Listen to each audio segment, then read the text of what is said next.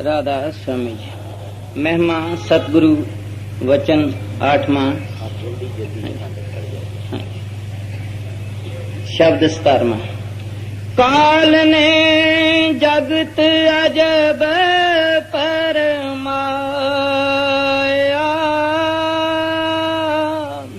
मैं क्या क्या करूं बखान।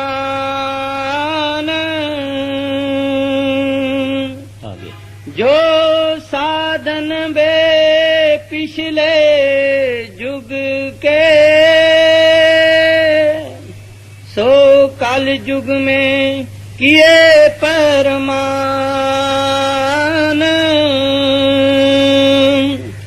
मूर्ख प्राणी मन से लानी,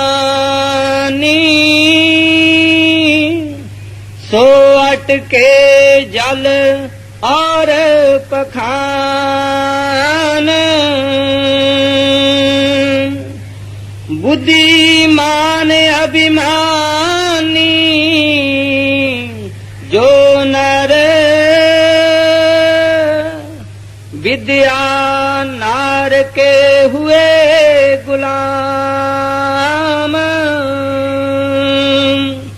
बाकी जीव बीच के जितने,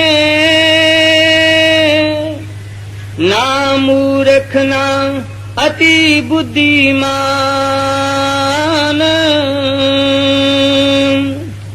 जप तप व्रत संयम तो खे,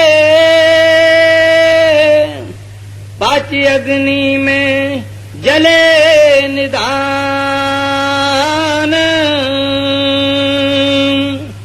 देखो चरित्र काल करता के, कोई सिर कोई पैर रुदान। पटक पटक पटक पटक पटकाया सब जग, कोई न लगाया ठौर ठिकान। ऐसी हालत देख जगत की, संत सतगुरु प्रगटे आन। यह बानी हजूर स्वामी जी महाराज की बानी है। इस शब्द का पहला हिस्सा मैंने आज से 14-15 दिन पहले अर्ज किया था, और मैंने ये भी अर्ज किया था कि इसका बाकी हिस्सा कब लिया जाएगा। इस शब्द के अंदर पहले स्वामी जी महाराज हमें बताते हैं कि इस दुनिया के अंदर दो ताकतें काम कर रही है। एक ताकत को दयाल कहते हैं, सतपुरुष कहते हैं, परमात्मा कहते हैं, वाहगुरु कहते हैं, अकाल पुरख कहते हैं, अल्लाह कहते हैं, रब कहते हैं। दूसरी ताकत को काल कहते हैं, कॉस्मिक माइंड कहते हैं, यूनिवर्सल माइंड कहते हैं, छाया पुरुष कहते हैं, लेखराज कहते हैं, धर्म राय कहते हैं, और कई उनके नाम हैं। मुसलमान उनको शैतान कहते हैं, इब्लीस कहते हैं, अंग्रेजी वाले उनको डेविल कहते हैं। अब ये दो ताकतें दुनिया के अंदर, हमारे अंदर हर जगह काम कर रही है। जो काल ताकत है या शक्ति है, उनका राज त्रिलोकी तक है। उनको त्रिलोकी नाथ कहते हैं। सारी सृष्टि 4 पद हैं। 3 पद में उस काल का राज है, चौथे पद में दयाल का राज है, चौथे पद में सचखंड है। उसके नीचे नीचे जो कुछ है वो काल के हवाले है। अब वो काल इस सारी त्रिलोकी का इंतजाम करते हैं। शरीर जितने बनाए हैं उसने बनाए। आत्मा दयाल की है। उस काल ने किसी तरह से वो आत्माएं दयाल से यानी परमात्मा से ले ली थी और उन आत्माओं को वो हमेशा के लिए अपने पास फंसा के रखता है। उसका एक बड़ा जबरदस्त सिस्टम है, एक तरीका है, एक हथियार है जिनको कर्म कहा जाता है। उस कर्म के जरिए इसने सारे संसार को फंसा के रखा है दुनिया में। अगर इंसान अच्छा कर्म करता है तो उसका फल अच्छा भोगने के लिए इसको इस दुनिया में आना पड़ता है। अगर बुरा करता है तो बुरे का फल बुरा भोगने के लिए भी इसको इस दुनिया के अंदर आना पड़ता है।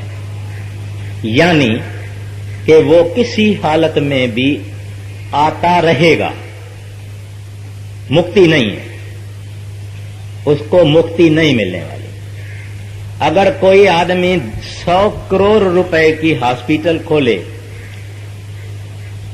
तो वो नेक काम है, शुभ कर्म है, अच्छा कर्म है, लेकिन उसको इसका फल भोगने के लिए जन्म मिलेगा।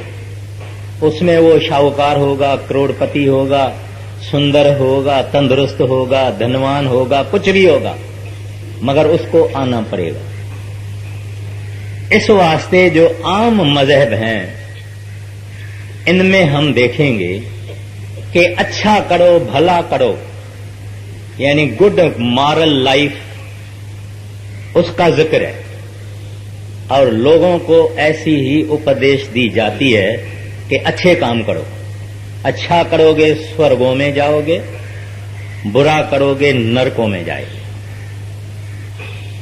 आम आदमी को ये नहीं मालूम है कि ये संसार किस तरह से चलता है। अब मैं एक बात का अर्ज करता हूं, जब भला आदमी करे तो भी यहां आवे, बुरा करे तो भी यहां आवे, बहुत ज्यादा अच्छा करे तो स्वर्गों में चला जावे, बहुत बुरे करे तो नरकों में चला जावे। यानी कि कर्म का फल जरूर मिलता है और कर्म के बगैर कोई रह भी नहीं सकता। काया जब तक है, शरीर है, तो कर्म करते रहेंगे। कोई काया कर्म के बगैर नहीं है। हमारा विचार भी कर्म है, हमारे वचन भी कर्म है, हाथ पांव से हम कुछ करें वो भी कर्म है। तो माना हर वक्त कर्म ही कर्म किए जाते हैं और उनका फल भोगने के लिए हम इस दुनिया में आते हैं। अगर किसी आदमी ने आज से 100 युग पहले कोई कर्म किया हुआ है तो उसका फल उसको भोगना पड़ेगा। अगर हमारे पांव के नीचे चींटी मर जाती है, इसका भी फल हमको भोगना पड़ेगा। और कर्मों के अंदर काल ने ऐसी होशियारी रखी है कि उसकी एडजस्टमेंट नहीं होती है। एक आदमी 1000 नेक शुभ कर्म करता है मगर 5 बुरे कर्म करता है, तो वो 5 कर्मों का फल भी उसको भोगना पड़ेगा और 1000 कर्मों का फल भी भोगना पड़ेगा। जब हम दुनिया में किसी का हिसाब रखते हैं तो हम कहते हैं इसने 100 दिया, 500 दिया, 1000 दिया, 40 दिया, फिर हम उसको टोटल करते हैं। इसने इतना लिया, इतना लिया, इतना लिया, बाकी इसका इतना हुआ, रहा बकाया, बैलेंस। मगर कर्मों में ऐसा नहीं। कर्मों में शुभ कर्मों का फल भी उसको एंजॉय करना पड़ेगा, भोगना पड़ेगा। बुरे कर्मों का फल भी उसको सफर करना पड़ेगा, दुख उठाना पड़ेगा। आपस में ऐसा कोई न समझे कि मैं बहुत नेक काम करता हूं और बुरे काम तो उसमें क्या है, मैं इतना अच्छे काम करता हूं, नेक काम करता हूं, 5 अगर मैंने खराब काम किया तो क्या हुआ? नहीं, उसका भी फल भोगना पड़ेगा। और ये कर्मों का जंजीर इतना जबरदस्त है कि राजा रामचंद्र जी महाराज, जो कि विष्णु के अवतार थे, 14 कला संपूर्ण थे, उसने रामायण की कथा है, बाली को पीठ में तीर लगाया, पीठ में छुप के। उसको इस कर्म का फल जब ही वो राजा रामचंद्र जी आए कृष्ण महाराज बन के द्वापर युग में, उधर बाली भील बन के आया और महाराज श्री कृष्ण के पांव में उन्होंने तीर लगाया और महाराज श्री कृष्ण का देहांत हुआ। कोई मेरी कहानी नहीं है, बनी हुई शास्त्रों की कहानी। तो कर्मों का फल अवतारों को भी भोगना पड़ता है, कोई उससे छूट नहीं सकता। और हम सब उस काल कलंदर के हाथ में नाच कर रहे हैं, कर्म हमारे ही है। हिंदू शास्त्रों में एक कहानी आती है कि राजा जनक रामचंद्र जी के ससुरे, सीता के पिताजी, वो अपनी रयत की संभाल करने के लिए रात को अपनी ड्रेस बदल के संभाल करता था, घूमता फिरता था कि मेरी रयत में सब खुश हैं, कोई जुल्म तो नहीं है, कोई अन्याय तो नहीं है, कोई खराबी तो नहीं है। तो एक जगह से वो जब गुजरा तो क्या देखता है कि एक बाड़ी से, यानी विंडो से अंदर उसने कुछ देखा। एक औरत थी और एक पुरुष था, वो अपने ग्रस्त संसार भोग रहे थे। तो जनक आ गया और थोड़ा सा वो हंसा, तो वहां एक औरत और गुजरी, वो भी वहां गई, उसने भी देखा, वो बहुत हंसी। राजा जनक ने उनसे पूछा कि भाई तू क्यों हंसी इतना ज्यादा? कहते हैं महाराज आप क्यों हंसे? कहते हैं मैं तो इस वास्ते हंसा थोड़ा सा कि दुनिया कैसे भोगती है। कहते हैं मगर तू इतना जोर से क्यों हंसी? वो औरत कहती है कि ये आज जवाब मैं नहीं दूंगी, 6 बरस के बाद मैं इसका जवाब दूंगी। उसने कहा तू आज कह दे, 6 बरस को क्यों कहेगी? कहती है नहीं, 6 बरस के बाद। वो औरत चली गई। 6 बरस के बाद एक 6 बरस की लड़की राजा जनक के दरबार के बाहर खड़ी हुई और बाहर नौकर को कहा कि महाराज को जाके बोलो कि एक औरत आपसे बात करना चाहती है। जनक ने कहा इसको अंदर भेजो। वो 6 बरस की लड़की आई। लड़की उसको कहती है महाराज आज से 6 बरस पहले ये घटना हुई थी, आपने मेरे से सवाल पूछा था, मैं इसका जवाब देती हूं कि मैं क्यों हंसी। जो औरत और पुरुष बाड़ी के अंदर, बाड़ी यानी घर में ग्रस्त भोग कर रहे थे, ये उससे पहले मां और पुत्र थे।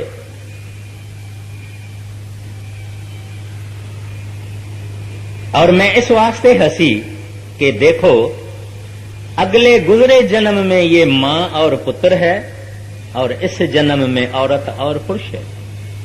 इस वास्ते मैं हंसी। और कहती है ये भी सुन लो, जब मैं आपसे बात करके घर गई तो घर के छज्जे से मैं नीचे गिर पड़ी और मर गई। और उसके बाद में मैंने एक शाहूकार के पास जन्म लिया है और आज सुबह को मेरी शादी मेरे पुत्र से, जो मेरा गुजरे हुए जन्म में पुत्र था, मेरे से पहले गुजर गया था, आज मेरी शादी उससे हुई है।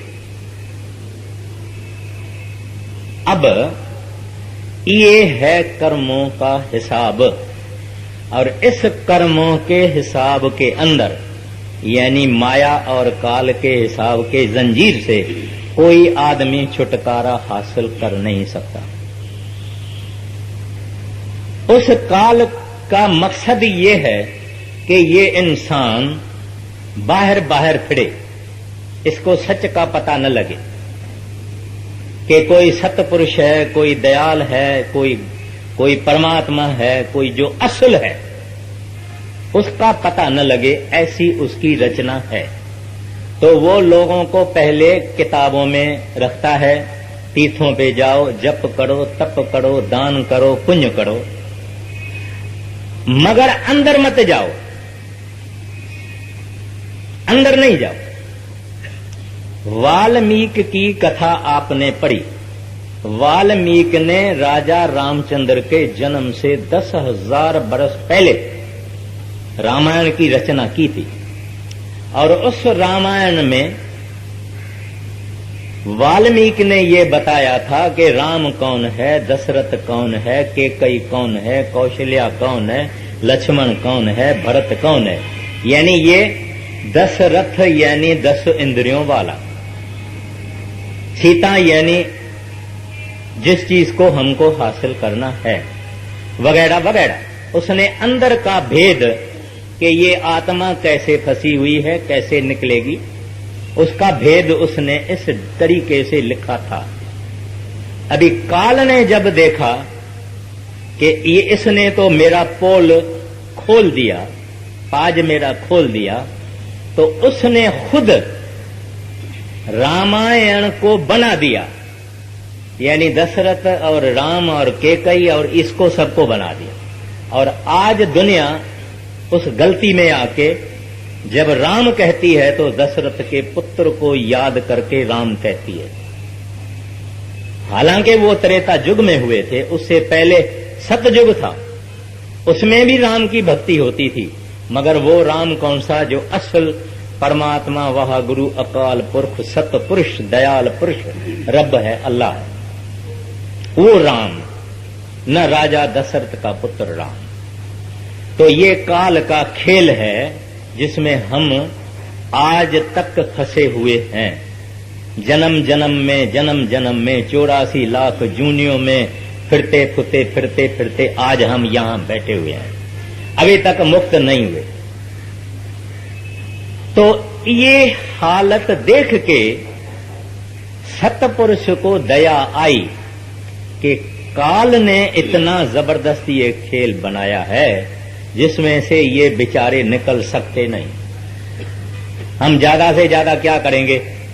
गीता पढ़ेंगे, भागवत पढ़ेंगे, जप साहब पढ़ेंगे, सुखमणि पढ़ेंगे, वेद पढ़ेंगे, शास्त्र पढ़ेंगे, कुरान पढ़ेंगे, बाइबल पढ़ेंगे। कुछ लोग पढ़ने में ही मुक्ति समझते हैं, अच्छा काम है, ठीक है, लेकिन मुक्ति एक और चीज से है, पढ़ने से नहीं, दान से नहीं, किसी चीज से नहीं। मुक्ति एक और चीज से है जिसका जिक्र आएगा। मगर जब उस सतपुरुष ने देखा कि ये मेरे जीव बहुत जबरदस्त तरीके से फंसे हुए हैं, और गुरु नानक साहब जी महाराज ने भी कहा, बाबा जग फाथा महाजाल, कहते ये बेचारे जबरदस्त जाल में फंसे हुए हैं। तो उन्होंने अपने पुत्रों को यानी संतों को इस दुनिया में भेजा। फरमाते हैं, ऐसी हालत देख जगत की संत सतगुरु प्रगटे आन। कहते हैं उन्होंने अपने संतों को, सतगुरुओं को इस संसार में भेजा, यानी ये सिलसिला भी चालू है। उधर काल की कारोबार भी चालू है और संतों का इस दुनिया के अंदर आना ये भी चालू है। पैरेलल चल रहा है सिलसिला। अभी जो संतों की शरण में चले जाते हैं वो तो इस चक्कर से बच जाते हैं, जो संतों की शरण में नहीं जाते वो इस चक्कर से नहीं निकल सकते हैं, क्योंकि बुरा करेगा आएगा, भला करेगा आएगा। आएगा जरूर, चाहे 4 दिन सुख के होंगे, बुरे वाले के 4 दिन दुख के होंगे, लेकिन आना जरूर पड़ता है। अब देखिए क्या फरमाते हैं। हाँ जी, ऐसी हालत देख जगत की, संत सतगुरु प्रगटे आन। वो संत सतगुरु जब इस दुनिया में आते हैं तो क्या कहते हैं? ऐ प्यारा, तुम्हारी हकीकत ये है कि तू कोई छोटी चीज नहीं है, तू बहुत बड़ी चीज है। तू सतपुरुष की औलाद है, वाहगुरु की तू औलाद है, परमात्मा की तू औलाद है, दयाल की औलाद है। तुम्हारा देश सचखंड है, सत देश है। तुम्हारा अंश खानदान सत नाम है। तुमको बुरी रीत से फंसाया गया है। जितना दुनिया के सामान के पीछे तू दौड़ रहा है ये फानी है, खाक है, थोड़े दिन के लिए है, आर्जी है। जितना तू ऐश इंद्रियों के भोग रहा है, धन जमा करा रहा है, मान और शान इकट्ठा कर रहा है, ये सब टेम्पररी है, आर्जी है, ट्रांजिएंट है, परछावा है, शैडो है। तुम इसकी के पीछे दौड़ रहा है। शैडो, परछावा न किसी को हाथ में आएगा न आया। और इससे पहले जितनी दुनिया चली गई, हाथ खाली मां के पेट से हम निकले, हाथ खाली लेके हम चले गए।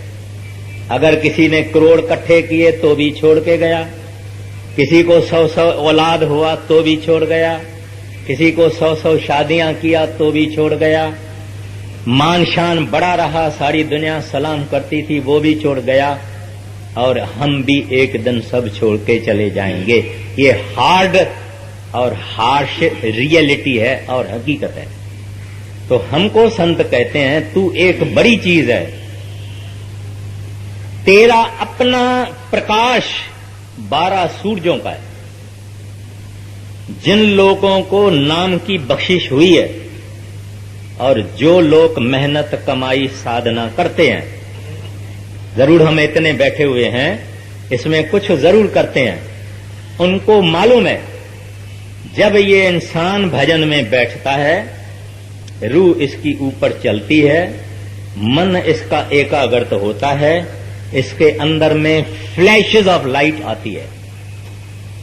वो लाइट कभी बंद हो जाती है, कभी फिर आती है, फिर बंद हो जाती है, फिर आहिस्ता आहिस्ता जो ये अभ्यास करता रहता है, इसकी लाइट अंदर खड़ी हो जाती है, स्टेबल हो जाती है, और इतनी जबरदस्त लाइट होती है कि आदमी कुछ दिन तो सोच में पड़ता है कि ये मेरे अंदर है लाइट, क्या बात है।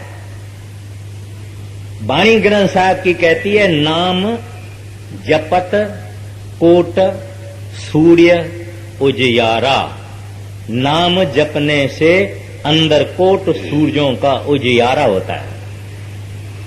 तो जब मन अंदर एकाग्रता हुआ साधना करने के बाद उसको अंदर लाइट दिखाई देती है, जो कि इसकी अपनी लाइट है, जो कि वो आत्मा की लाइट है।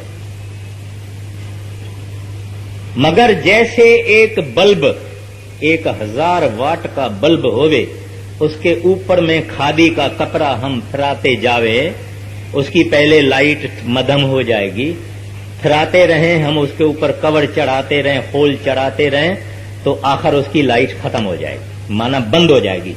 लाइट अंदर होएगी मगर दिखाएगी नहीं। क्योंकि उसके ऊपर कपड़ा चढ़ाया गया, खोल चढ़ाया गया। ऐसे हमारी आत्मा उस सत्पुरुष जो कि रिस्प्लेंडेंट एफलजेंस है, जो कि नूर ही नूर है, जो प्रकाश ही प्रकाश है, हम उसकी औलाद हैं, उनकी अंश है, तो हमारी आत्मा के अंदर भी वो नूर है। मुसलमान नूर कहते हैं, हम प्रकाश कहते हैं, अंग्रेज लाइट कहते हैं। लेकिन इस आत्मा के ऊपर कई खोल चढ़े हुए हैं। हमारा मन का खोल, एस्ट्रल बॉडी का खोल, कॉजल बॉडी का खोल, माइंड का खोल, शरीर का खोल।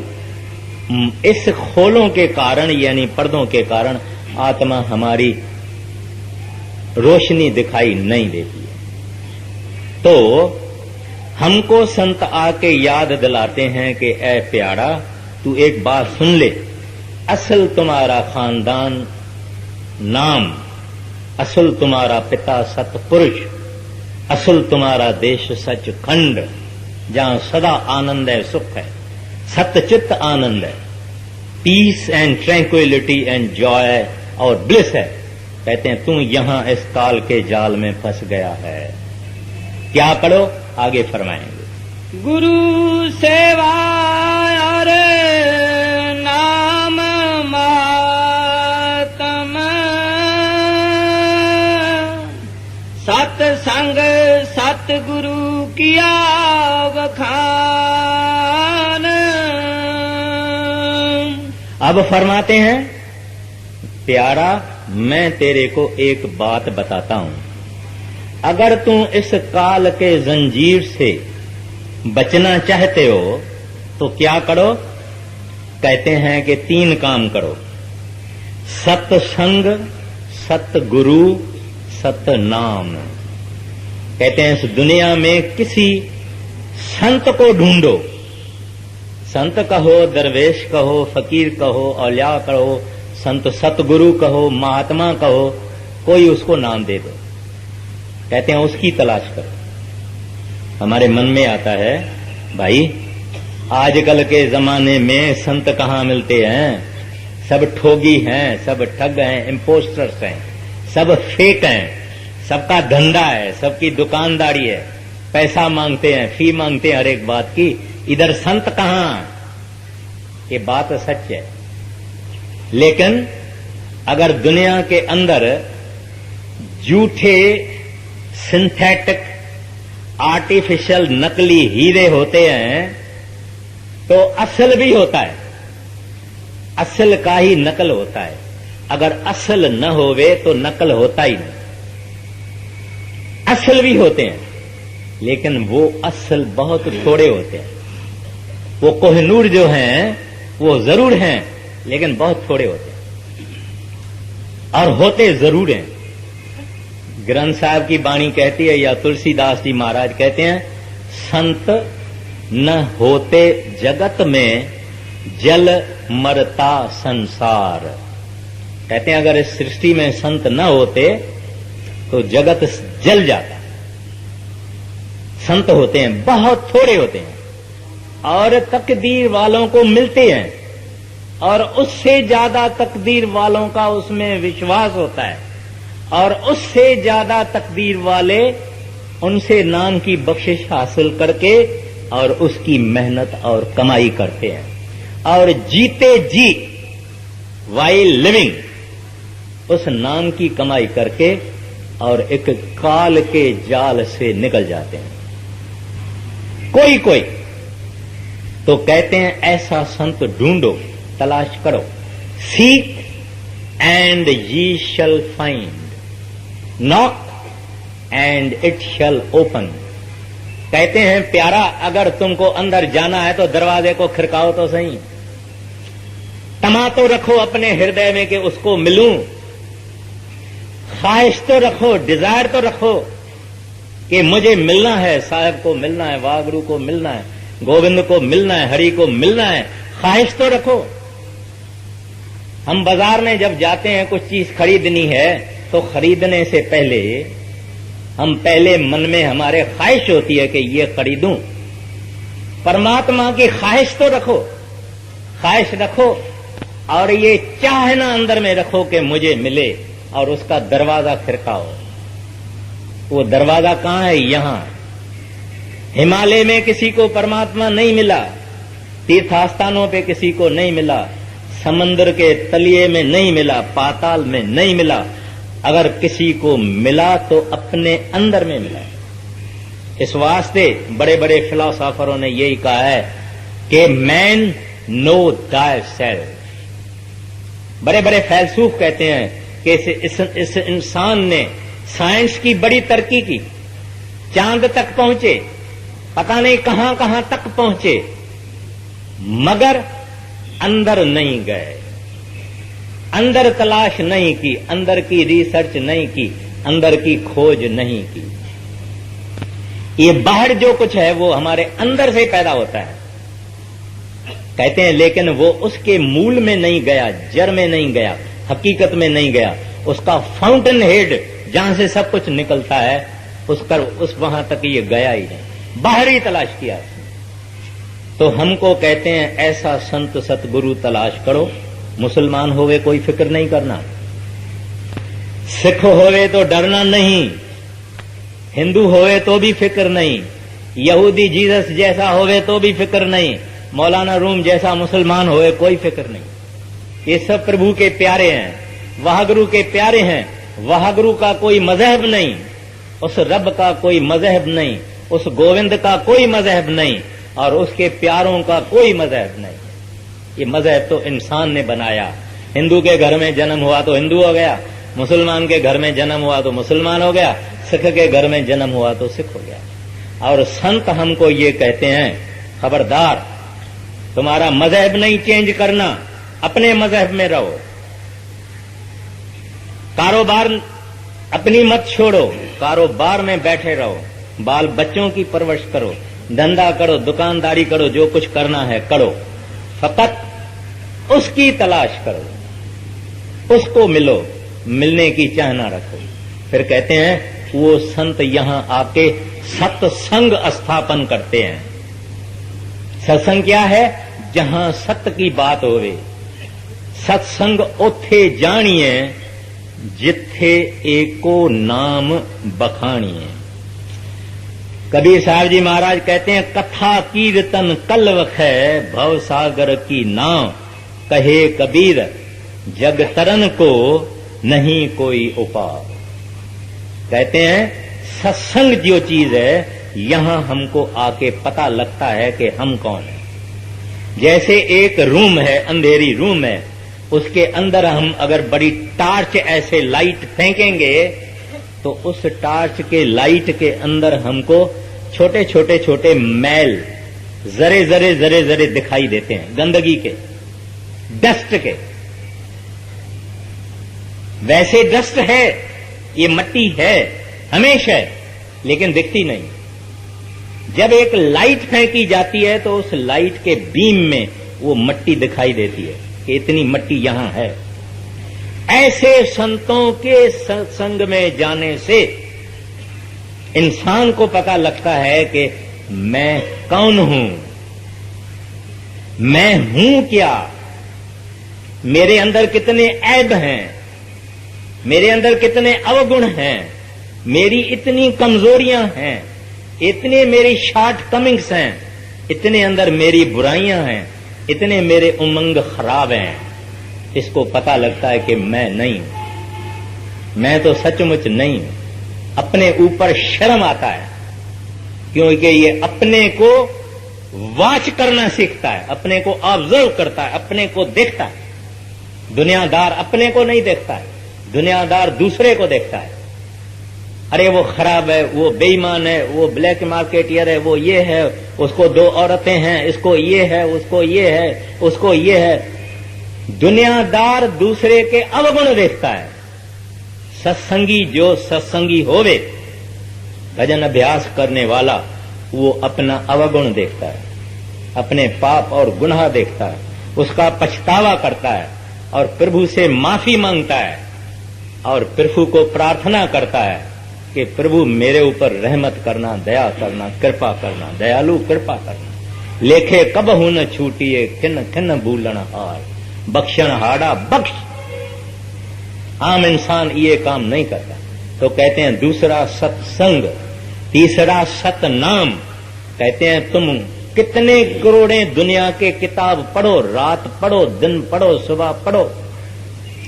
बड़े महाराज जी बोलते थे कि रावलपिंडी में एक सरदार पाठी था, भाई था। वो कहता था मेरे पिताजी ने, यानी उस पाठी के पिताजी ने 400 दफा गुरु ग्रंथ साहिब का पाठ यानी भोग किया है। भोग किया माना पूरा पढ़ा है। कहते हैं मैंने 300 पढ़ा है। महाराज जी ने पूछा फिर कोई अंदर प्रकाश हुआ? कहता है नहीं, नहीं, प्रकाश कुछ और चीज है। कहते हैं वो जो मुक्ति है, मुक्ति का मतलब है काल के चक्कर से निकलना, उसको मुक्ति कहा जाता है। स्वर्गों में जाना मुक्ति नहीं है, स्वर्ग भी एक यूनी है, वहां भी भोग भोग के खुशियां करके सब कुछ करके फिर आदमी वापस आएगा। मुक्ति का दरवाजा ये इंसानी जामा है, मनुष्य देही है, ह्यूमन बॉडी है, मनुष्य देही है। तो कहते हैं जब तुम्हारे को संत सतगुरु मिले, उसके सत्संग में जाओ, उसको समझो। तुम्हारे अंदर जितने शक हैं, शकूक हैं, डाउट्स हैं, क्वेश्चंस हैं, ये पूछो, तसल्ली करो। फिर जब तुम्हारे को इत्मीनान आ जावे, भरोसा आ जावे, यकीन आ जावे, फिर कहते हैं नाम लेके और उसमें लग जाओ। Then don't look here and there, look straight. कहते हैं नाम लेके उस नाम की कमाई करो, फिर इधर और उधर नहीं देखना। सवाल जितने पूछने हैं पहले पूछ ले, तहकीकात करनी है कर ले, मगर एक दफा नाम ले ले फिर तहकीकात बंद। फिर जैसा घोड़ा होता है ना, वो टांगे वाला घोड़े को इधर से खोपा लगाता है।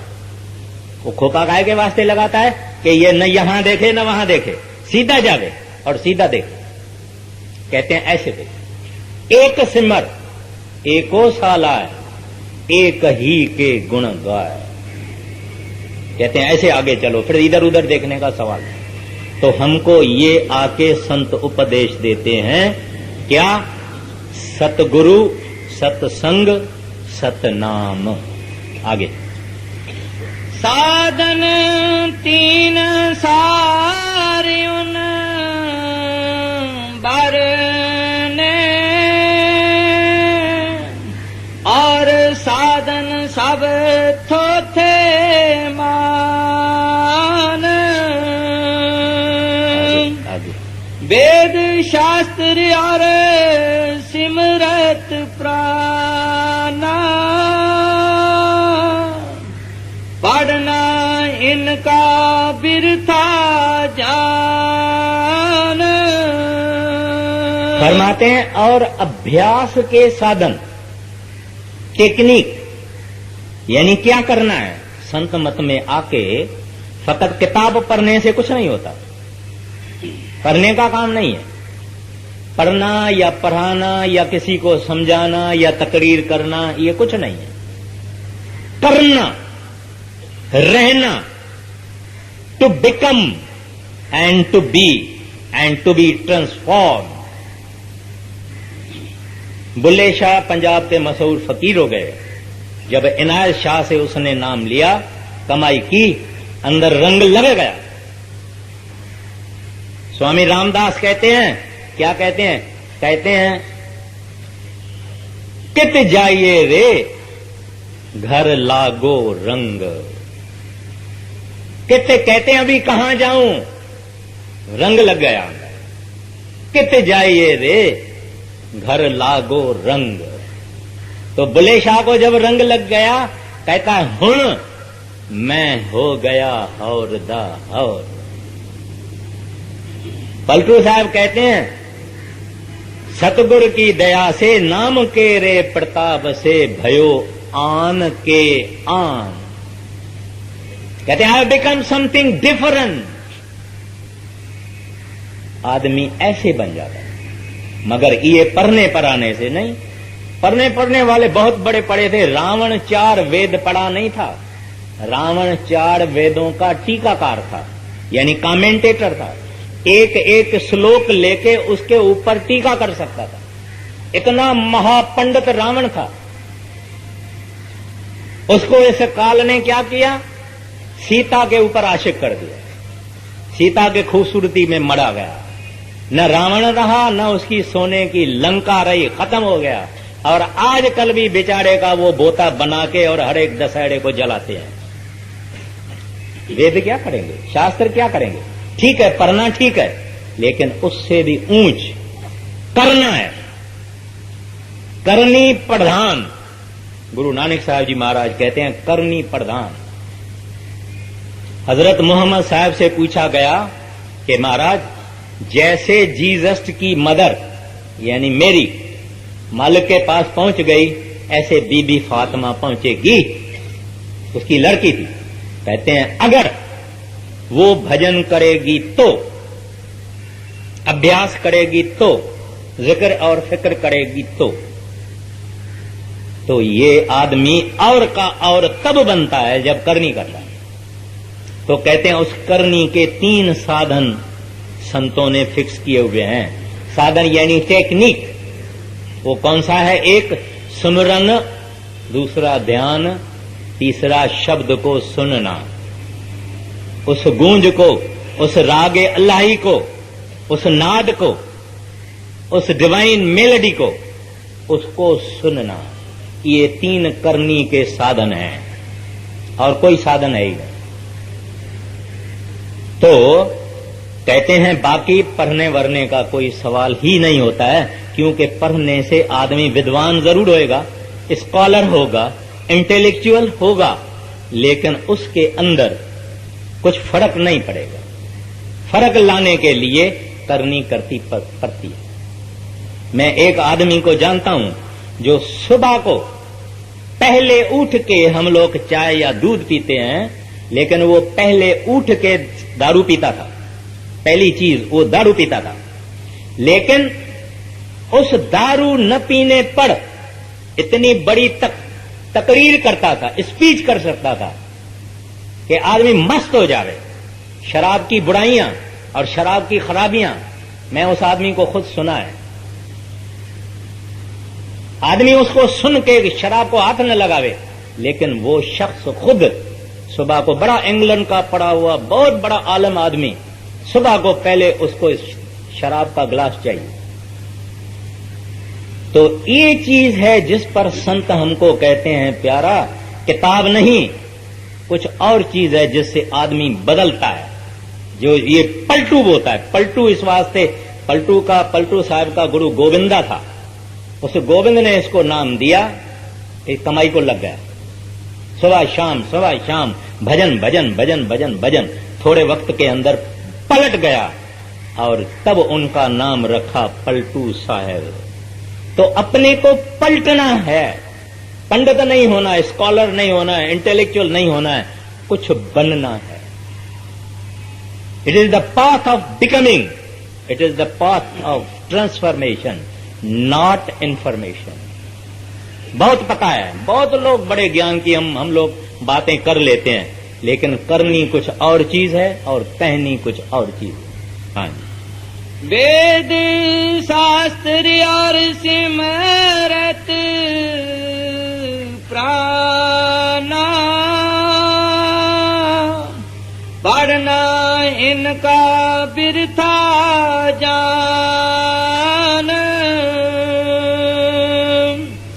पंडित पेख पेट के मारे,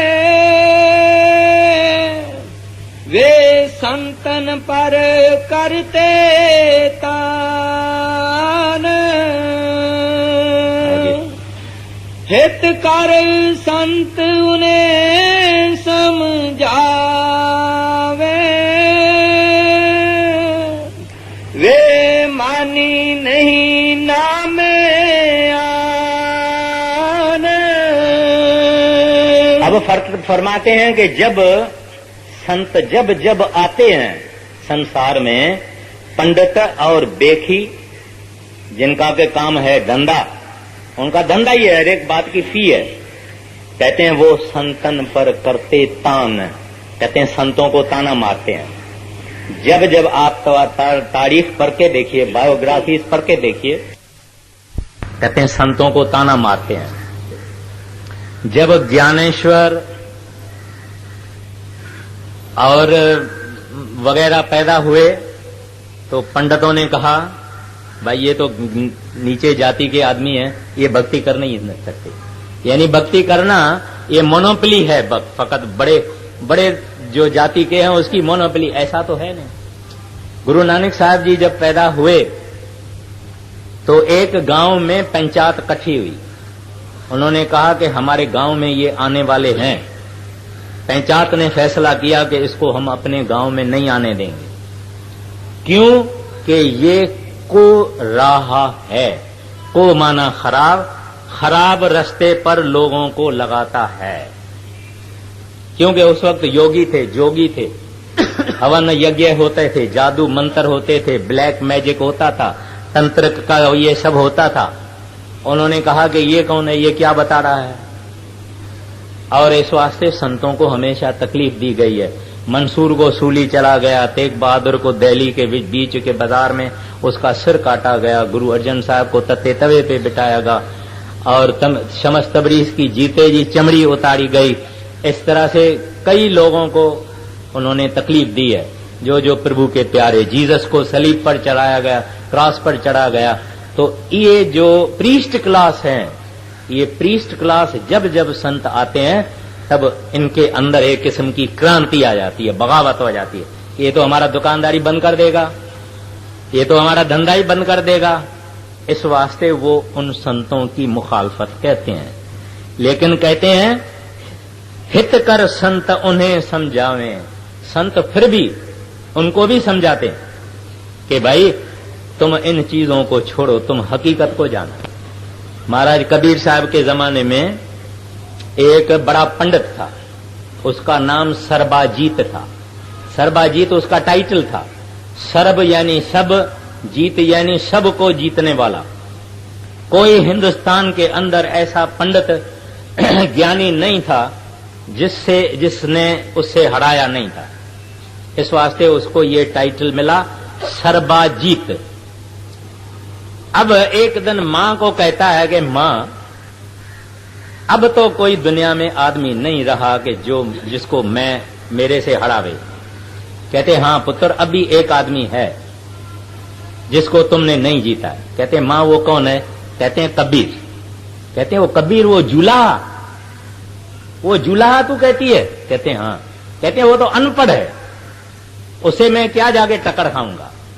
कहते हैं मगर अनपढ़ जरूर है, मगर बहुत ज्ञानी है, बहुत पढ़ा हुआ है, तुम उससे मुकाबला नहीं कर सकते। कहते हैं मैं करता हूं। एक बैलगाड़ी किताबों की, शास्त्रों की सब लेके कबीर साहब के घर गया। कबीर को कहता है कि मैं सब पुस्तक लेके आया हूं, आओ मेरे साथ शास्त्र अर्थ करो। कबीर ने कहा भाई मैं तो संस्कृत भी नहीं जानता हूं, मैं तो कुछ मुकाबला नहीं करता हूं। कहते हैं तो हार मानी? कहते हाँ। कहते हैं लिख दे। मेरी मां नहीं मानेगी, लिख दे इधर। कबीर ने कहा ये लिख भी मैं नहीं जानता हूं, तू लिख दे, मैं दस्तखत करता हूं।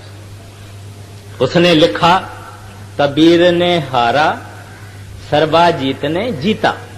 ऐसा उसने खुद लिखा, सरबाजीत ने, और कबीर ने उसके नीचे अपना अंगूठा लगा दिया। वो घर आया, मां को कहता है मां उसको भी मैंने जीता, देख ये उसने लिख के दे दिया। कहती है पढ़। उसमें लिखा हुआ सरबाजीत ने हारा और कबीर ने जीता। मां ने कहा ये क्या है? कहता है मेरे से भूल हो गई, मैंने लिखा है। मम्मा अम्मा मैंने लिखा है। कहते हैं अगर जाओ। फिर गया, फिर इसी तरह से लिख के लेके आए। 3 बारी इसने ऐसा किया। फिर मां को कहता है मां ये क्या बात है? कहते हैं पुत्र ये सच्चा ज्ञानी है, तुम्हारा ज्ञान किताबों का है और सच्चा ज्ञान इसका है, तू उसकी जाके शरण ले। और उसने कबीर साहब की शरण ली। कबीर साहब ने उसको नाम की बख्शिश की, बड़ा हो गया वो कमाई वाला। तो कहने का मतलब ये है कि ये किताबों का बात नहीं है, पढ़ने का कोई सवाल नहीं है, यहां करने की बात है। संत फिर भी दुश्मनी किसी से नहीं रखेंगे। बड़े महाराज जी कहते हैं संतों के गर्दन पर छुड़ा रखो तो भी तुमको श्राप नहीं देंगे, क्योंकि वो बख्शंद है, क्योंकि वो माफ करने वाले हैं, क्योंकि वो गुनाहों को माफ करते हैं। वो आते ही बख्शिश लेके आते हैं। इस वास्ते गुरु नानक साहब जी महाराज उनको कहते हैं सद बख्शंद सदा मेहरबाना। जब जीसस को, यसु मसीह को सलीब पर चढ़ाया गया, हाथों में किल्ले, पेट में किल्ले, पांवों में किल्ले, खून बह रहा है, उस वक्त इसको आवाज आई कि ऐ यसु, अगर तू चाहो तो इन्होंने जिन्होंने तुमको तकलीफ दी है मैं इनको खत्म कर दूं। तो जीसस क्राइस्ट पता है क्या कहते हैं? कहते हैं O father forgive them for they know not what they do. ऐ प्रभु पिता, इनको बख्श लेना क्योंकि बेचारों को मालूम नहीं है कि ये क्या कर रहे हैं। और वो हम सब हैं। संत ऊंच कोटि से देखते हैं, उनका विजन का जो एंगल है वो बड़ा ऊपर है। हम तो विरोध, वेर, ईर्खा, दुश्मनी सब कुछ काम करते हैं। वो ऊंची लेवल से देखते हैं कि ये मेरी औलाद है, ये सतपुरुष की औलाद है, ये भंगी नहीं है, ये चिड़ा नहीं है, ये खूनी नहीं है, ये रैजन नहीं है, ये पापी नहीं है। इनके अंदर मेरे प्रीतम का किरण है, इनके अंदर वो नाम का प्रकाश है, इनके अंदर वो ज्योति है, इसके अंदर परमात्मा है, इसके अंदर रब है, इसके अंदर गोविंद है। माया के बिचारा चक्कर में है, काल के चक्कर में है। उनकी दृष्टि ये है, जैसे माँ और बाप बच्चे को किस दृष्टि से देखते हैं, ऐसे वो मालिक के प्यारे हमारे जैसे गुनहगार और पतितों को इस दृष्टि से देखते हैं। हाँ जी, उनके चामान और धन की परमार्थ से खाली जान, वे 84 चक्कर मारे, फिर गिरते चारों खान। पिछले युग की विद्या पढ़ते, कोई नाई वेदांत बखान, ना साधन अधिकार ना परखे, पढ़ने का करते अभिमान। इस युग की विद्या नहीं पढ़ते, तांते उल्टे गिरे निदान।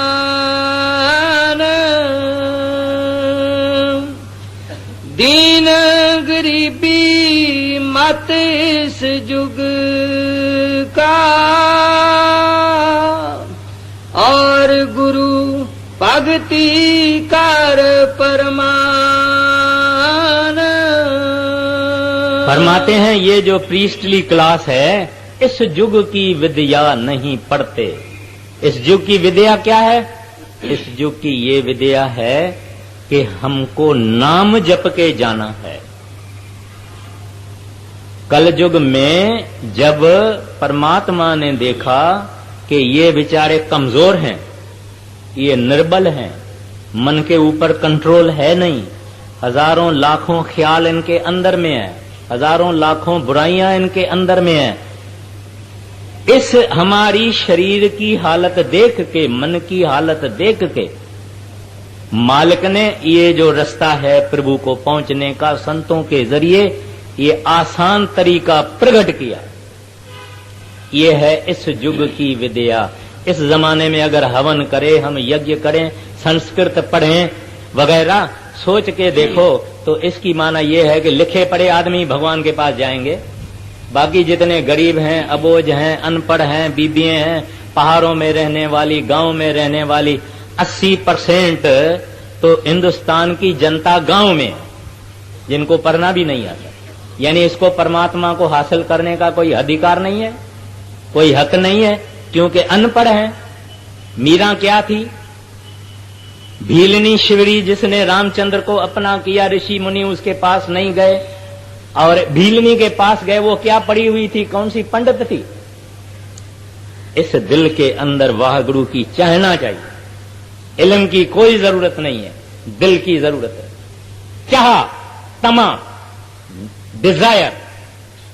अगर दुनिया के अंदर भी हम किसी चीज की चाह रखते हैं, डिजायर रखते हैं, आरजू रखते हैं, तो हासिल करते हैं।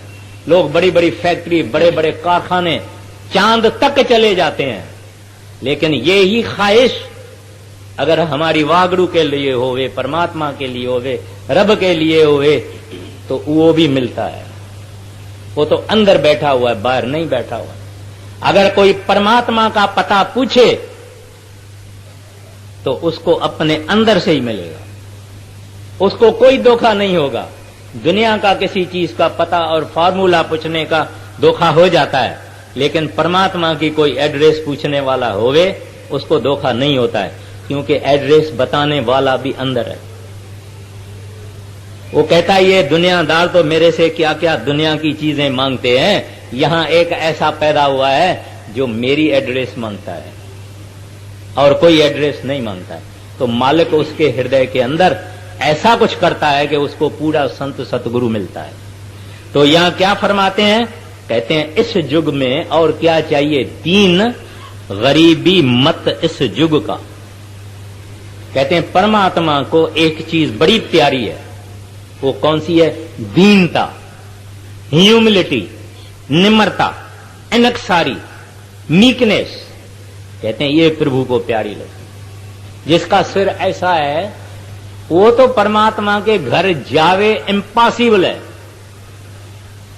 परमात्मा के पास जाने की जगह बहुत छोटी है। कबीर साहब को इब्राहिम लोधी या कबीर साहब के वक्त में जो भी बादशाह था, उसके ऊपर पंडितों ने और मौलवियों ने दोष लगाया। उसने हुक्म दिया भाई कबीर को तलाश करके लेके आओ, मगर कबीर मिले ही नहीं। जब कबीर साहब की मर्जी हुई तो कबीर साहब आ गए दरबार में। उसको बादशाह पूछता है कि भाई तू कहां गया था? सब मेरे आदमी तुमको तलाश कर रहे थे। कहते हैं महाराज मैं सुई के सुराख से हाथी गुजर रहा था,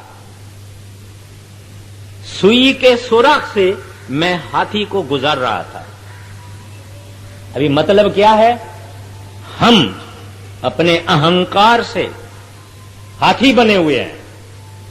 वो बोलता है मेरा फलाना खानदान, मैं चतुर्वेदी हूं, मैं त्रिवेदी हूं।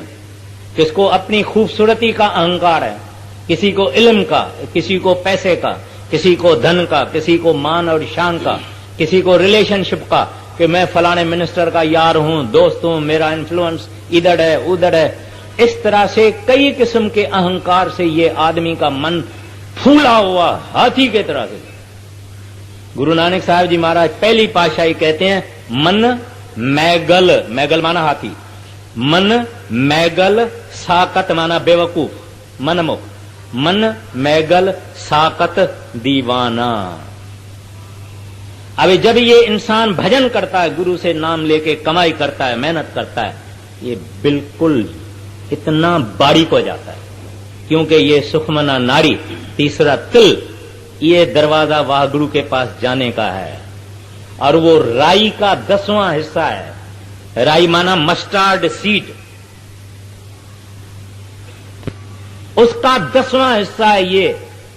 और हाथी ऐसा कहां से जाएगा? हमारे जैसा जिनको अहंकार है, हजारों चीजों का अहंकार है, नहीं जाएगा। जब ये भजन करेगा बारीक बनेगा, सूक्ष्म बनेगा, इतना बन के फिर जाएगा। तो जो ऐसा घमंड से चलते हैं, या धन का, या खूबसूरती का, या जवानी का, या इल्म का, उनके लिए परमात्मा का दरवाजा बड़ा तंग है, नहीं जा सकते। तो कहते हैं दीन गरीबी मत इस युग का, कहते हैं ऐ बंदा, अगर प्रभु की तलाश है, अगर यार की तलाश है, तो सिर नीचे रख, अपने को जीरो समझ, कुछ भी ना समझ। तू है क्या? अगर तेरे पास पैसा है, किसका दिया हुआ है? अगर तेरी सेहत आला है, किसने बख्शी है? और इज्जत है, किसने बख्शी है? अगर धन है, किसने बख्शा है? लाखों ऐसे लोग हैं, उनसे पूछो, बड़े बड़े जबरदस्त थे, बीमार पड़ जाते हैं, डॉक्टर बोलते हैं हम कुछ नहीं कर सकते।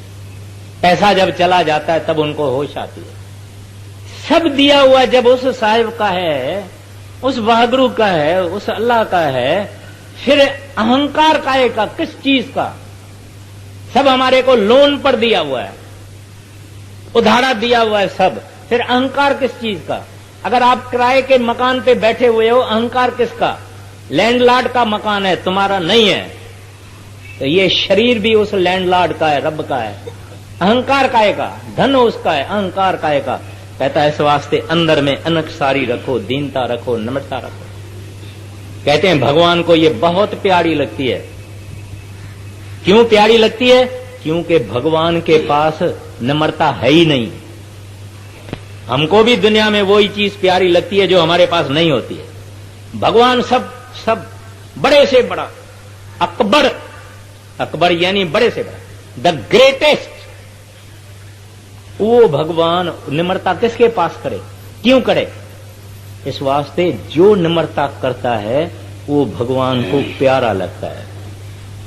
और ये संत नम्रता हासिल कर सकते हैं। संतों की नम्रता सच्ची है, हम दुनियादार कर भी नहीं सकते। कहेंगे भी तो सुपरफिशियल, स्किन डीप, बाहर से हम कहेंगे भाई मैं तो कुछ भी नहीं हूं, भाई मैं तो संगत की जूती हूं, भाई मैं तो कुछ भी नहीं हूं, मैं तो पूछो ही नहीं, मैं तो दास हूं। लेकिन कोई और कह देवे उसको कि तू संगत की जूती है, तो देखो क्या उसका ख्याल हो जाता है। तो हमारी जो नम्रता है वो स्किन डीप है, सुपरफिशियल है। संतों की नम्रता सच्ची नम्रता है। इस वास्ते वो प्रभु को भाते हैं, प्यारे लगते हैं। कहते हैं जाओ जो करो मेरे को पसंद है, क्योंकि उन्होंने वाहगुरु को अपना आप अर्पण किया हुआ। सरदार बहादुर जी महाराज एक दफे बैठे हुए थे, लोगों ने बड़ी सराहना की। सरदार बहादुर जी बोलते हैं ये नहीं कहो, ये कुछ नहीं कहो, मुझे तो बड़े महाराज जी, जैसे खेत के अंदर एक डरावना होता है ना, अंग्रेजी में उसको स्केयर क्रो कहते हैं। लोग क्या करते हैं, एक लकड़ लगा के, एक टूटा फूटा खमीस डाल के, उसके ऊपर कुछ पगड़ी, कोई हैट, पुराना हैट कुछ लगा देते हैं, तो पंछी डर जाते हैं, खेत को खाते नहीं है। इसको डरावना कहा जाता है, अंग्रेजी में स्केयर क्रो कहा जाता है। खेती करने वाले को मालूम है। तो सरदार बहादुर जी बोले मैं तो एक डरावना हूं, मेरे को महाराज जी मुकर्रर कर गए हैं, जब चाहेंगे तब चल के उठ के चला जाऊंगा। सर बड़े महाराज जी कराची जा रहे थे, उस जमाने में एक ट्रेन दीदेल हो गई थी, तो महाराज जी प्लेटफॉर्म पर बैठे हुए थे। जब ट्रेन की गड़बड़ उतर जा रही तो बहुत लोग आए, आप संत हैं, महात्मा हैं, प्रभु हैं, परमात्मा हैं, भगवान हैं। महाराज जी ने कहा ये मत कहो, मैं तो एक तुम्हारे जैसा आदमी हूं, मगर तुम्हारे में भी 4 गुण होगा, मेरे में वो भी गुण नहीं है। और ये संतों की नम्रता कहते हैं। इस वास्ते इस दुनिया में नम्रता से रहो और गुरु भक्ति कर परमान। और कहते हैं जो संत उपदेश देते हैं उस उपदेश के अनुसार चलो। आगे ताते निर्मल नेह चल चित हुए, गगन चढ़ाओ शब्द निशान, सुरत शब्द मार्ग अंतर मुख, 5 शब्द का गहो ठिकान, शब्द शब्द पौड़ी पे चढ़ कर, पहुंचो सचखंड सतनाम। अब महाराज जी कहते हैं कि जब तुमको संतों ने नाम की बख्शिश की, तुम उसका जाप करो। मैंने आगे भी अर्ज किया है कि 5 बरस का बच्चा भी संतों के बख्शे हुए नाम का जप कर सकता है। क्या कहना है? जैसे कि स्कूल का बच्चा कहता है 1 2 3 4 5, 1 2 3 4 5, ऐसे बैठ के एक जगह एक चित्त से ये वो बख्शा हुआ नाम का जाप पड़े। उसका क्या फल होगा? हमारी टांगें खाली हो जाएगी। खाली माना चेतन सत्ता ऊपर चढ़ेगी, बाहें खाली हो जाएगी, कमर खाली हो जाएगी, पीठ खाली हो जाएगी, यहां तक आ जाएंगे। माना यहां तक खाली, यहां कुछ नहीं। कोई सुई भी लगाएगा तो दर्द नहीं, क्योंकि दर्द को एहसास करने वाली ताकत अभी नहीं है। सरदार बहादुर जी महाराज के जमाने की बात है, उनको एक ऑपरेशन करवाना था। जब भी वो सिख थे तो उन्होंने ऑपरेशन डॉक्टरों से पूछा कि भाई तुम डॉक्टर उनको क्लोरोफॉर्म वगैरह दे रहे थे ताकि वो बेहोश हो जाएं और फिर उनका ऑपरेशन किया जाए। उन्होंने डॉक्टरों से पूछा भाई आपको कितनी देरी लगेगी मेरा ऑपरेशन करने में? उन्होंने कहा आधा घंटा। कहते हैं बस आप मुझे ये बेहोशी की दवा मत दो और आप मेरे को चेक करना अच्छी तरह से कि बराबर मैं बेहोश हूं या नहीं, फिर मेरा ऑपरेशन करना, बेहोशी की दवाई मुझे ना दे। तो डॉक्टर हैरान हो गए, कहते हैं ऐसे कैसे होएगा? खैर, तो सरदार बहादुर जी ने क्या किया कि अपनी सूरत को ऊपर ले गए तो शरीर खाली रह गया। फिर डॉक्टरों के पास हथियार होते हैं, उन्होंने देखा कि ये इसकी नर्वस सिस्टम जो है ये सब कुछ काम नहीं करती है बड़ा बड़ा। उन्होंने ऑपरेशन किया बगैर बेहोशी की दवा से, लेकिन डॉक्टरों को 10 मिनट देरी हो गई। यानी डॉक्टरों ने कहा था आधा घंटा ऑपरेशन में लगेगा, लेकिन उनको आधा घंटा और 10 मिनट लगे। आधे घंटे बराबर वो अपनी सूरत नीचे लेके आए और 10 मिनट में बाकी जो सिलाई वगैरह हो रही थी वो उन्होंने की और वो दर्द वो सहा रहे थे। तो कहने का मतलब ये है कि ये सिलसिला संतों का है। उनके नाम जपने से हम अपनी मर्जी से शरीर खाली करके निकल जाते हैं और अपनी मर्जी से वापस आ जाते हैं, और कोई तकलीफ नहीं, कोई कष्ट नहीं, कोई खौफ नहीं, कुछ नहीं। और यही तरीका आद से था, है और होगा। इसको शास्त्र कहते हैं जड़ चेतन की गांठ खोलना। जड़ हमारा शरीर है, फिजिकल मटेरियल। चेतन है हमारी आत्मा, अंदर का जो कुछ है, इनको खोलना ये सिमरन करने से हो जाता है। तो यहां महाराज जी कहते हैं जब तुम संतों से नाम लेते हैं उसकी कमाई करो, और एक एक सिमरन जो तुम कर रहे हो ये पौड़ी है, ये टप्पा है, ये स्टेप ऑफ द लैडर है। एक मंदिर होवे किसी बड़े पहाड़ पर और उसके लाख टप्पे होवे, यानी लाख पौड़ियां होवे, स्टेप्स होवे।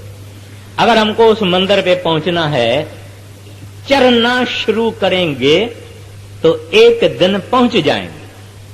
अगर चढ़ना ही नहीं शुरू करेंगे तो कैसे पहुंचेंगे? टप्पा टप्पा टप्पा टप्पा, पौड़ी पौड़ी पौड़ी पौड़ी पौड़ी, एक दिन हम देखेंगे कि लाख पौड़ियां हो गई।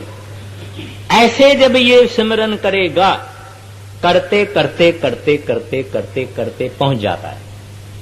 वैसे है मुश्किल, लेकिन सतगुरु की रहमत से और इस आदमी की मेहनत से ये काम बनता है। इस वास्ते मेहनत जरूरी है।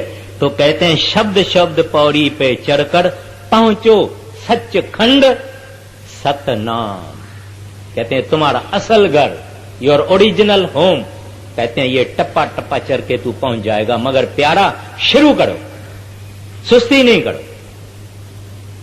आगे तांते पहले गुरु त्याग और काम सब पीछे जान, गुर की मूर्त हृदय बसा, चंदर चकोर प्रीत काट आन जब लग ऐसी प्रीत ना होवे तब लग साधन यही बखान गुरु भक्ति जब पूरन हो ले तब सुरत चढ़े अर्ध आसमान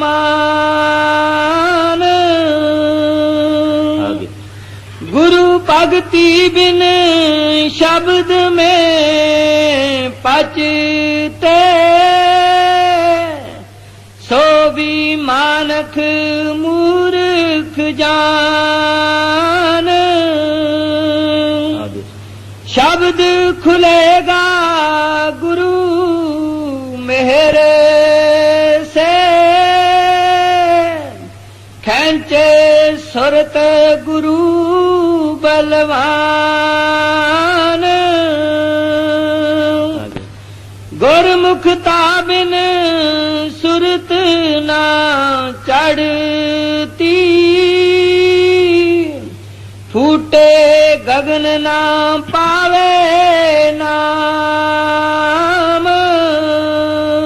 अब यहाँ स्वामी जी महाराज एक राज बताते हैं। कहते हैं कि इस मार्ग पर, ये मार्ग अपना भक्ति मार्ग है, इस भक्ति मार्ग में कहते हैं कि तुमको ज्यों ज्यों तुम भजन करेगा, सिमरन करेगा, लेकिन प्यार से और विश्वास से, तो कहते हैं कि तुम्हारा गुरु के साथ प्रेम हो जाएगा। तू अंदर देखेगा कि गुरु ने कितना उपकार हमारे ऊपर किया है। इस बारे हमारे शास्त्र हमेशा कहते हैं, गुरु की महिमा ही शास्त्र करते रहते हैं, हमेशा हमेशा।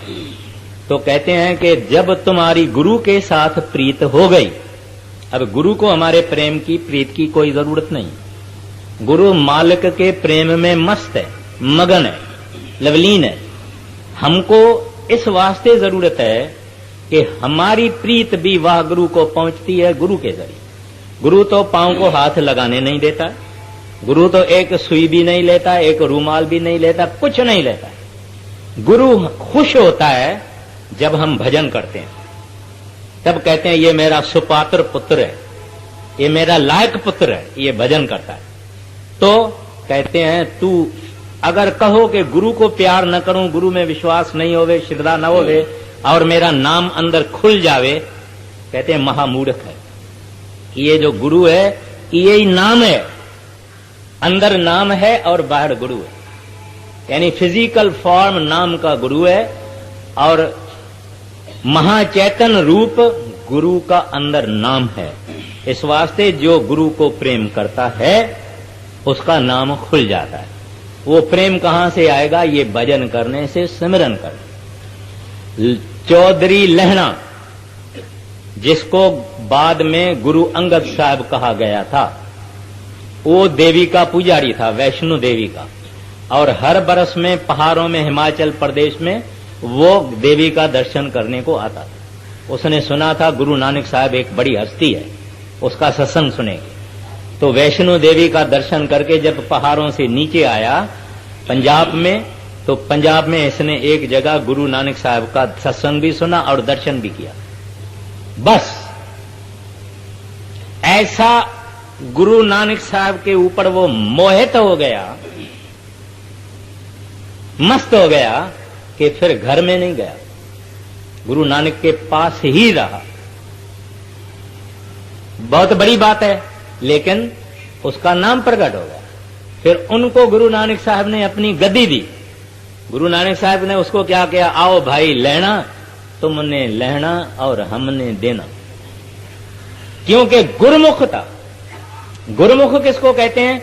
जिसको सारे जहान में प्यारे से प्यारी चीज फकत गुरु हो गई, सुहने से सुहनी यानी खूबसूरत से खूबसूरत, जिनको अपना गुरु ही समझे, जो उसके हुक्म में चले, जिसने अनकंडीशनली अपना आप उनको सरेंडर किया हो, जिसने फकत गुरु का आसरा और टेक ली हुई होवे उसको गुरुमुख कहते हैं। वो परमात्मा के पास पहुंचा हुआ है, उसको और कुछ चाहिए ही नहीं। निजामुद्दीन औलिया एक दिल्ली के बड़े कामिल फकीर हो गए हैं मुसलमान। उनको एक सेवक था और निजामुद्दीन हुक्का पीते थे। उस जमाने में ये आग दिया सलाई मैच बॉक्स वगैरह नहीं था। घर घर में आग होती थी, कभी बुझ जाती थी तो पड़ोसी से लिया जाता था। तो निजामुद्दीन का औलिया का वो जो जो, जो हुक्का था उसकी आग बुझ गई। उसका सेवक आया, सेवक को कहता है भाई आग बुझ गई है, आग चाहिए। बोले हजूर ले आता हूं। अभी वो सेवक निजामुद्दीन का बड़ा खूबसूरत जवान आदमी था और निजामुद्दीन के घर में आता था तो रास्ते से एक वैश्या आलय उधर से गुजरता था। वहां एक रंडी बैठी हुई होती थी, वो भी हुक्का पीती थी और वो इससे थोड़ी घनी छेड़छाड़ थोड़ी थोड़ी करती थी, मगर ये उसके तरफ देखता भी नहीं था। ये आवाज देती थी मगर ये उसके तरफ नहीं देखता। खैर, तो जब इसके मुर्शिद ने कहा इसको कि भाई फलाना आग बुझ गई है, आग चाहिए, कहता है हजूर लेके आता हूं। वो नीचे गया, इसको याद था कि वो जो रंडी है वो पीती है हुक्का, उसके पास आग मिलेगी। सीधा उसके पास चला गया, उसको कहता है बीबी जी आग चाहिए। कहते ले लो, कहते दे दो, कहते नहीं उसका दाम है, आंख दो और आग ले। माना आंख दो और आग ले। उस आदमी ने हाथ को ऐसे करके आंख में डाला और आंख पूरी निकाल के उस बीबी के आगे रख दी और रूमाल बांध लिया और आग लेके अपने मुर्शिद के पास आ गया। वो बीबी तो डर गई। वो आंख इतनी इतनी गोल बाल होता है, ये जो दिखता है ये एक बाल है। वो डर गई कि मैंने तो यूं ही हंसी किया इसे, पर ये बाल इधर आंखें ही छोड़ दिया इसने। और वो आया ख्वाजा निजामुद्दीन को, कहता है महाराज ये आग ले लो। कहता है भाई ये क्या बांध लिया है तुमने? कहते हैं महाराज आंख आ गई है। आंख आ गई है माना आंख जब खराब होती है तो हिंदुस्तानी में बोलते हैं कि आंख आ गई है, तो उसके दो माना हो गई। तो निजामुद्दीन उसको बोलता है आ गई है तो फिर रूमाल छोड़ दे हो। छोड़ दिए तो आंख बराबर जैसे थी ऐसी थी। अब गुरु को आग चाहिए थी। उस औरत ने कहा कि आंख दो, इसका दाम आंख है। और उसने एक सेकंड के लिए सोचा नहीं और आंख निकाल के दे दी। अब इसको गुरुमुख कहते हैं। ये एक तो उदाहरण है, ये तो एक दृष्टांत है, लेकिन आदमी कितने के अपना आप गुरु के हवाले कर देता है उसको गुरुमुख कहते हैं। मगर ये आप और हम नहीं। कह नानक कोटन में को, कोई लाखों में एक ऐसा निकलेगा, नहीं तो हम यूं ससकते ससकते चलते हैं। तो ऐसा जो गुरुमुख होवे उसके पास भगवान बैठा है, गोदी में बैठा हुआ है भगवान। उसको किधर जाने आने की जरूरत ही नहीं, क्योंकि उसने अपना आप वागड़ू के अर्पण कर दिया है। और वागड़ू भी कहता है जब तू सारा मेरा है तो मैं भी तेरा ही। इस वास्ते कहते हैं भक्त के वश में भगवान। और ऐसे ही ये संत जन होते हैं। तो कहते हैं कि पहले गुरुमुख बनो, फिर नाम तेरे अंदर आप ही प्रकट हो जाएगा। अगर गुरुमुखता नहीं है तो नाम अंदर प्रकट नहीं होगा। हाँ जी, गुरुमुखता है मूल शब्द की और साधन सब शाखा जान। माता को जस पुत्र प्यारा और कामी को कामन जान। मछली को जस नीर धारा चात्रिक को जस स्वात समान। ऐसा गुरु प्यारा जब होगा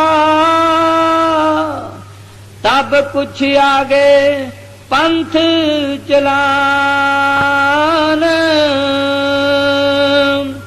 कहना था सो सब कह दीना। अब तू चाहे मान ना मान, यह आरत गुरमुख की गाई। गुरमुख होए सो करे परमान। राधा स्वामी भगत बताई।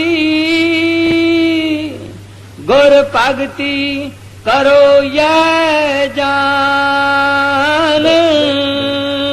फिर राधा स्वामी राधा स्वामी भगत बताई। गुर भगति करो यह जान। करो बिनती करो कर जोरी। अरज सुनो राधा स्वामी मोरी। सत्य पुरुष तुम सतगुरु दाता। सब जीवन के पिता और माता। दया धार अपना कर लीजिए। काल जाल से न्यारा कीजिए। सतयुग चेता द्वापर बीता। काहू न जानी शत कीरीता। कल युग में स्वामी दया विचारी। परगट करके शत पुकारी। जीव काज स्वामी जग में आए। भव सागर से पार लगाए। दीन छोड़त आपन दीना। सत्य नाम सत गुरु गत कीना। जग